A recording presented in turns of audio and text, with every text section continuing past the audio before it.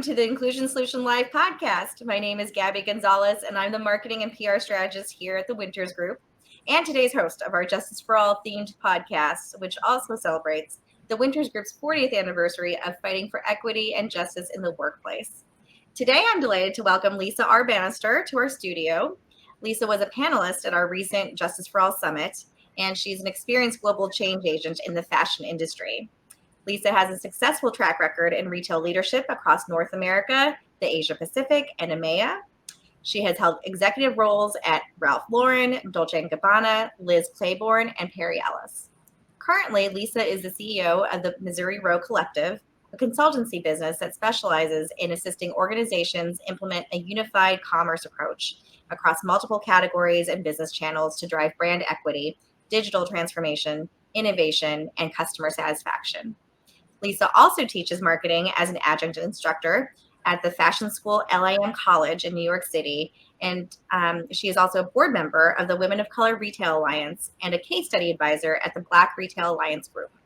She is also a proud born and raised New Yorker. Pizza and bagels are two of her favorite foods. She loves to travel with 6 continents checked and only Antarctica to go. She enjoys cooking and creating new recipes. Coffee is her latest experimental ingredient. And she also enjoys exercising. Indoor rowing is her favorite. Wow. Well, kudos to you, Lisa, with that that short bio of yours. I feel like anyone who reads that or hears it is going to be prepared to, and looking forward to working with you. So thanks for that. Thank you for that, Gabby. And Gabby, it's always great to see you and work with you again. And I really must just take a moment to say congratulations to the Winters Group. An amazing work just over the years and what you've done for being exclusive and diversity. So magnificent. I wish many more years to come for your great efforts. So thank you for all that.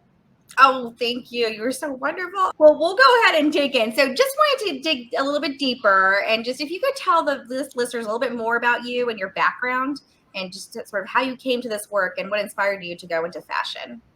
Absolutely. I think it's always great to start with the beginning because the foundation is truly the stepping stone just in terms of how you think.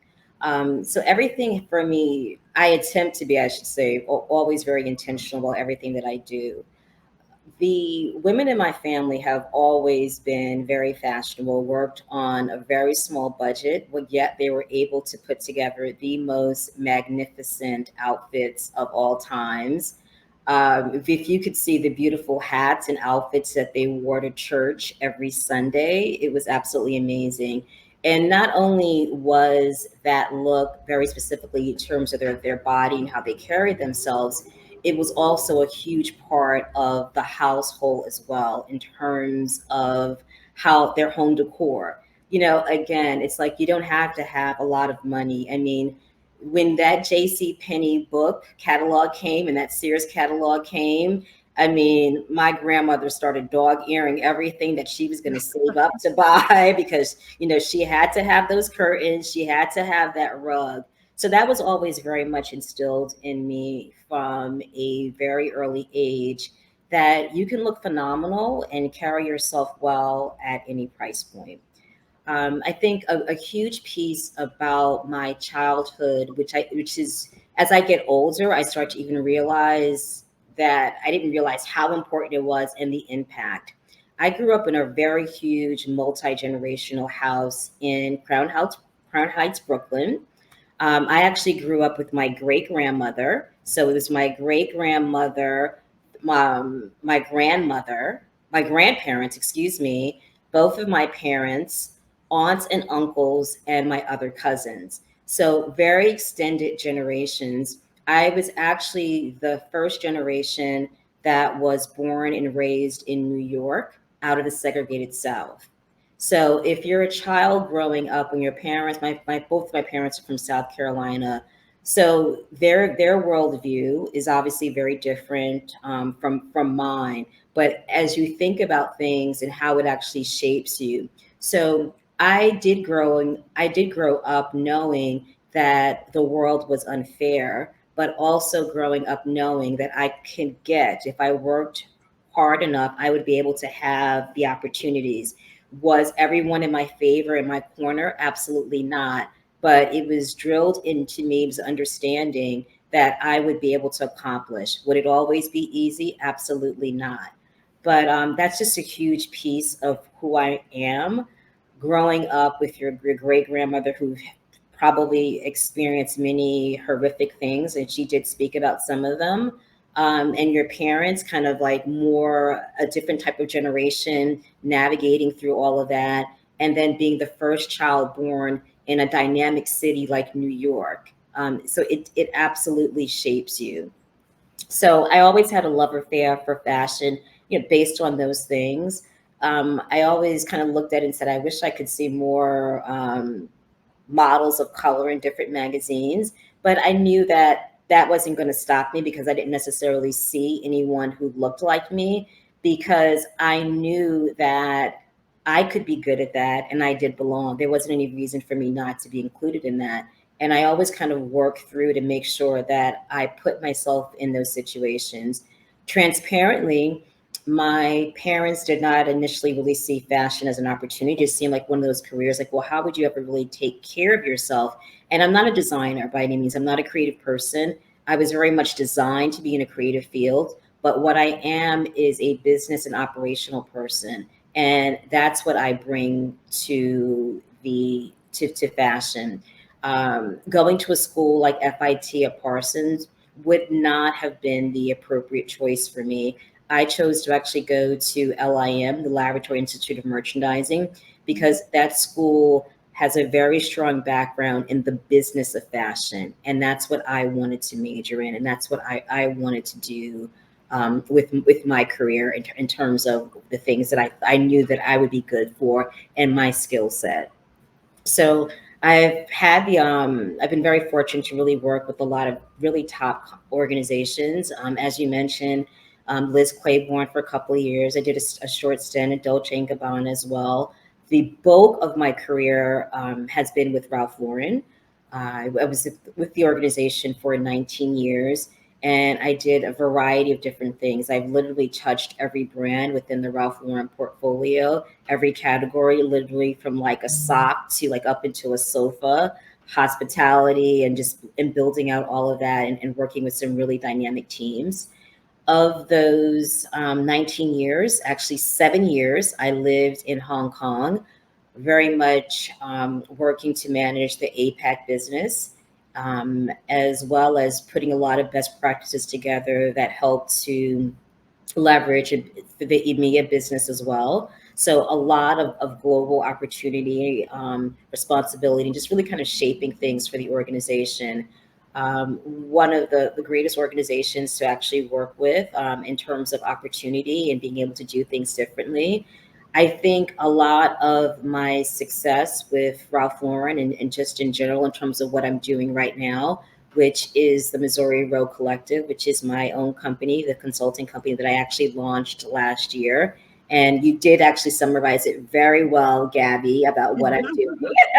So I work with different brands and retailers, some startups, a little more established, in terms of really helping them build out their multiple channel operations, and as well as elevate their actual presence through marketing capacity, platforms, and really working through things from an operational perspective as well. And again, just to show you, as I mentioned earlier, I do really believe in being very intentional. The Missouri Row Project is very much deep rooted into my Southern culture. If you look at the logo, it's actually a combination of three very important Southern motifs. One is the basket weaving, so you can kind of see that within the logo. The other is the diamond quilt. Quilting is very big in the South. Both my grandmothers actually did quilting as well as basket weaving. And then there is the sign of fortune, which is the black eye pea, is also part of the logo. So everything that I do is really to pay homage to my family, my strong Southern upbringing, that I really still much identify with. And I think it's really important piece of the diversity and the inclusion.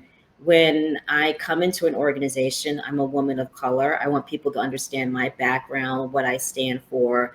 Um, and just things of that nature as I kind of have that perspective on it from my particular global view. Yeah. Oh, wow. So much experience you bring to the table. That brings me to, we wanted to talk about your experiences as a leader abroad, as a woman of color. And part of this is because here at the Winters Group, we have our own BIPOC leadership development program called the Empowerment Institute. And it's all about helping aspiring leaders amplify the unique perspectives and talents that they bring to the table based on their cultural background, as opposed to, trying to get them to assimilate or to fit in. We want them to stand out. You had this position, you were a senior director for Ralph Lauren, and you were working out of the Hong Kong office. I imagine that most or all of your reports were from different cultural backgrounds. So, Yes.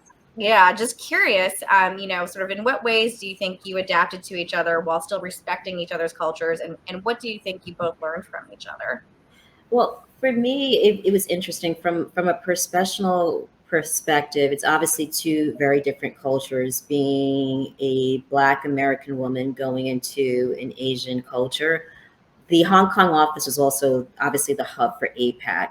So based in Hong Kong, but you also had people that were expats from the Japan office, the China office, which is actually a very different locale than Hong Kong. It's two different languages, and in China they speak Mandarin, and Hong Kong they speak Cantonese. So it's actually quite different.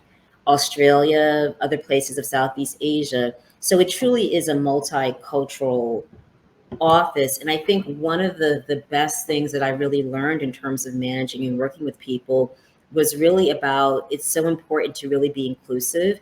And it's also just extremely important to listen. Like everyone has a different point of view. In that office, English was obviously the business language that we spoke, but you have to also be very cognizant of the fact that one, you are a guest someplace. This is not your home country. And you need to give people the opportunity to kind of speak and give their points of view. Because the reality is I knew the brands and what I was doing from a professional perspective, but there's no way that I could possibly know someone else's culture the way that they know their culture, right? We have a common goal to make the brand appropriate for the market, generate revenue, be appropriate. I also have accountability in terms of empowering my team, managing them, and making sure that they actually excel. So the most key thing, I think, no matter where you are, is about being inclusive and listening, and give everyone that moment to actually speak and explain themselves, right? And the general rule for me that I told everyone is that your English is way better than my Japanese, Korean, Mandarin, Cantonese will ever be. So let's just take a moment, go slow.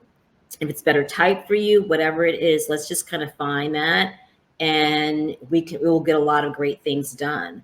So that's just the whole thing. I think that the key thing with how we get past some of the biases is if you just actually just stopped and just genuinely let someone speak and explain their point of view and their perspective. That's one of the key things that I really got out of the 7 years. And it's definitely shaped me to be not only a better manager, but just a better human.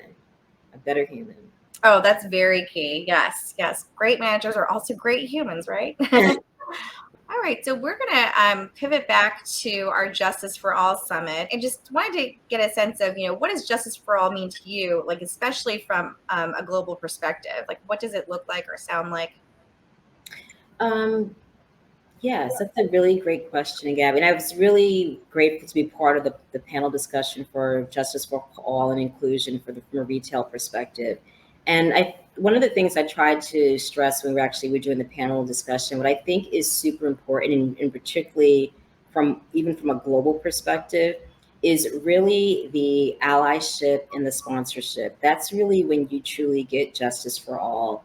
If you've got formally as well as informally, you have individuals, you have people, you have entities that are really trying to sponsor and be an ally to someone who is distinctly different, perhaps going out into something that's not within their normal space, and giving them that exposure and like putting them in that environment, but then also creating something where they can actually thrive, I think is super important.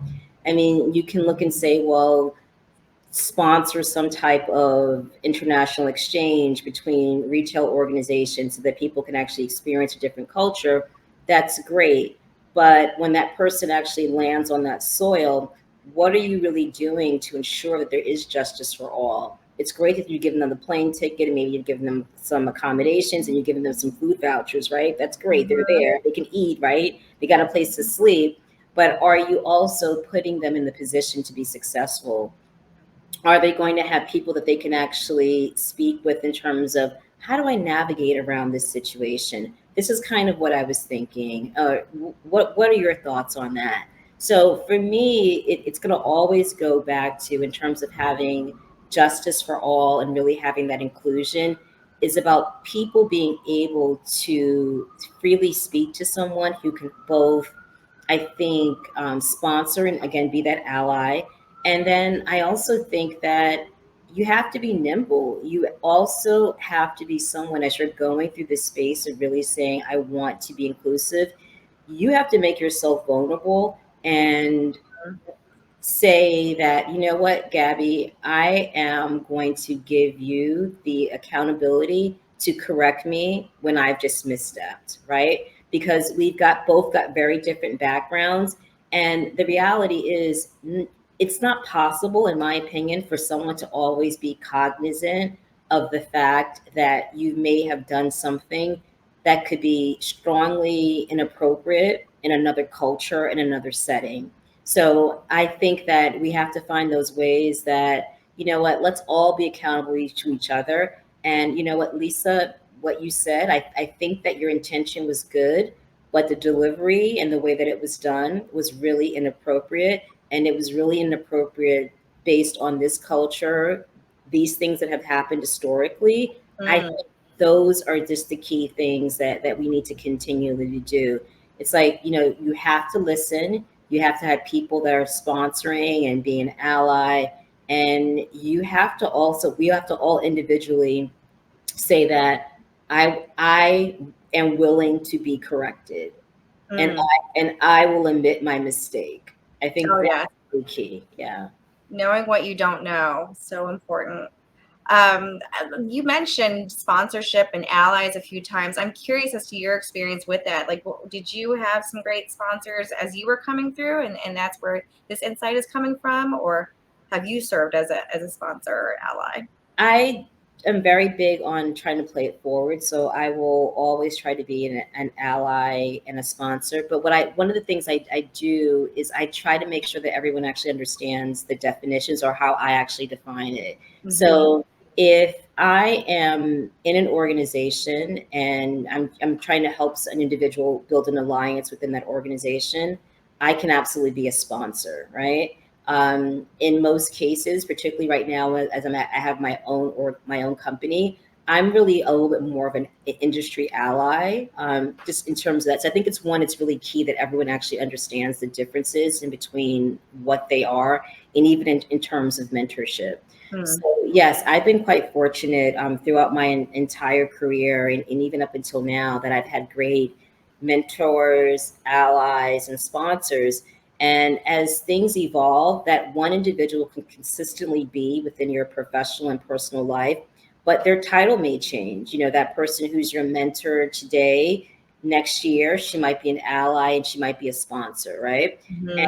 I think that we have to also be creative, that everything's not going to be formalized. You're going to have to necessarily make someone or have someone agree informally to actually kind of take this role on with you. Because one of the things that I always say in an organization, that you have to really make sure that you've got some allies in every single cross function so that you can actually just really achieve more and you can actually see the big picture. So that's absolutely key for me. And I think, Gabby, just so you know, I consider you a huge ally. So just so you know.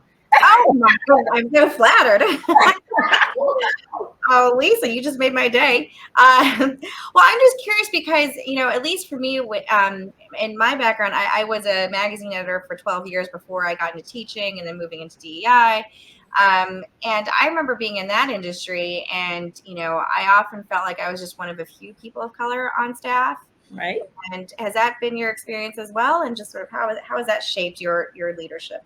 I have grown up pretty much being one of the few. So, as I mentioned, grew up in Crown Heights.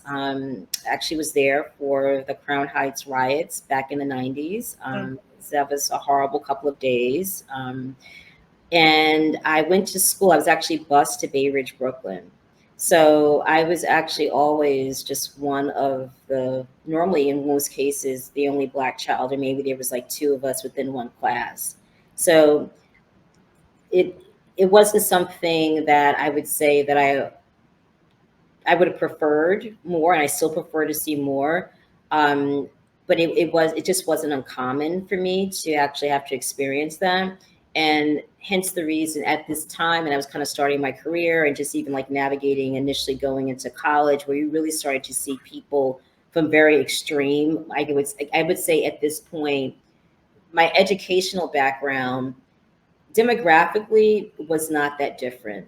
They were white, I was Black. To be honest with you, as you kind of do more of the analytics, it really probably wasn't that much of a difference in terms of my family's income and their family, just two different neighborhoods that were separated for whatever reason. We actually know the reasons, right? And I think when I went to college is when I really started seeing that true demographic and psychographic difference. Like, okay, like in terms of just people really being truly affluent. It's just very different, right? Um, which was actually good to kind of get that background more so in college, and then obviously going into the professional world as well. So I was kind of, and I knew that at that particular point that I would be the one of few. And at the time that I was going through all of this, I don't think I would have been able to define mentorship. Yes, because you spoke a lot about mentors in college. I don't think I would have really understood the concept of ally and sponsorship, but I knew that I needed to do something. So I continually try to align myself with people that, I hate to say it, that would give me the time of day, right? to make those things happen, who did not disregard me.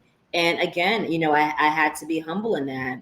I always knew that I wanted the business of fashion, but I thought I would still be a little bit more on the merchandising, product planning side.